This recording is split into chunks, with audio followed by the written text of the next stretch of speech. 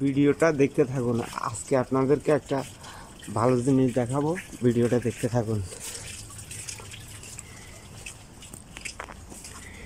এই যে দেখেন, এটা হলো চায়না কমলা গাছ। এটার নিচে দেখেন এভরিডে এভাবে চায়না কমলার নিচে পড়ে থাকে, ছড়িয়ে ছিটিয়ে। দেখেন কেউ খায় না, এরা তো খায় না, না তা আমি নিজেও খাই না। এভাবে নিচে পড়ে থাকে, তো আমি এগুলো মনে করেন এখান থেকে নিয়ে ওই কাঁচের ডাব্বার মধ্যে ফালা দিই।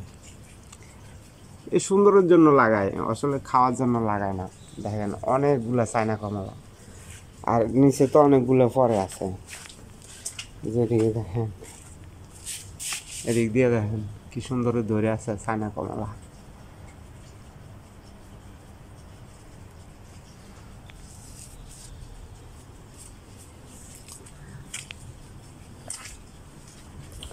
এদিক দিয়ে একটা নারকেল গাছ আছে।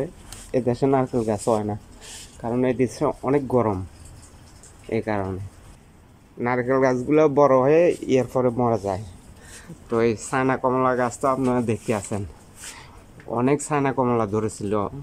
তো এই সবগুলা এভাবে জ্বরে জ্বরে নিচে পড়ছিল। আমি নিজের কাঁচের ডাব্বায় ফালাইছি, আমি নিজেও খাই না। এখন দেখেন এখানে ছোট ছোট চায়না কমলা ধরে আছে। এগুলা শেষ, তারপরে ছোটোগুলো বড় হবে। এভাবে 12 মাস এখানে চায়না কমলা থাকে। অনেক বড় হয়েছে চায়না কমলাগুলা। তো সবাই ভিডিওটা দেখে একটা লাইক আর একটা কমেন্ট করবেন, আর আমার ইউটিউব চ্যানেলটা সাবস্ক্রাইব করে দিবেন।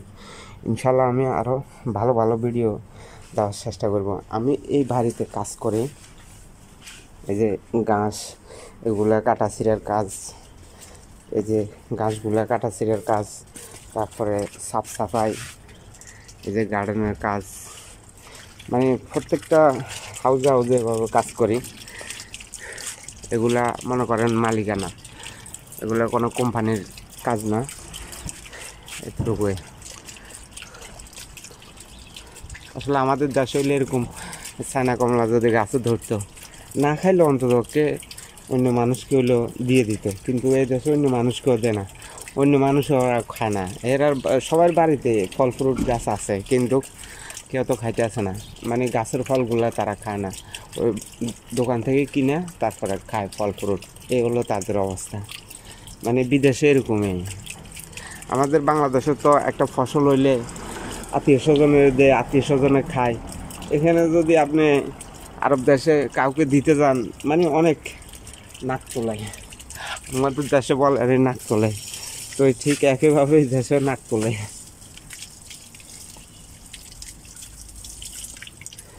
তো কে কোন জায়গা থেকে আমার এই ভিডিওটা দেখছেন অবশ্যই কমেন্টে জানাবেন। আমি বাহরাইন থাকি, এই যে বাহরাইন এই সমস্ত এক একটা হাউজে মানে ছোট ছোট ফ্যামিলিগুলো আর কি থাকে এই হাউসগুলোর মধ্যে। তো এখানে আমি কাজ করি আজকে দীর্ঘ প্রায় 9 বছর ধরে। তো সবাই ভালো থাকেন। আসসালামু আলাইকুম রহমতুল্লাহি ওয়া বারাকাতুহু।